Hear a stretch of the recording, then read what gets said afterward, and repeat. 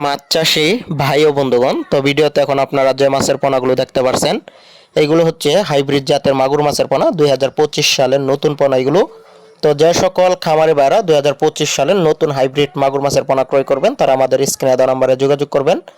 এই সমস্ত হাইব্রিড জাতের মাগুর মাছের পোনা আমরা সারা বাংলাদেশে কিন্তু হোম ডেলিভারির মাধ্যমে বিক্রি করে থাকি। আপনারা চাইলে আমাদের কাছ থেকে সরাসরি এসেও নিয়ে যেতে পারবেন। আমাদের ঠিকানা হচ্ছে ত্রিশাল, ময়মনসিংহ। তো ভিডিওতে যে সাইজের পোনাগুলো দেখতে পাচ্ছেন এগুলো হচ্ছে 2 ইঞ্চি 4 ইঞ্চি সাইজের পোনা। তো আপনারা কিন্তু নিতে চাইলে এগুলো পিস হিসাবে নিতে হবে। আর বাংলাদেশের 64 জেলাতেই মাছের পোনাগুলো হোম ডেলিভারি দেওয়ার সুব্যবস্থা রয়েছে। তো দেরি না করে আজই যোগাযোগ করুন আপনাদের পুকুরে চাষের জন্য হাইব্রিড মাগুর মাছের পোনা।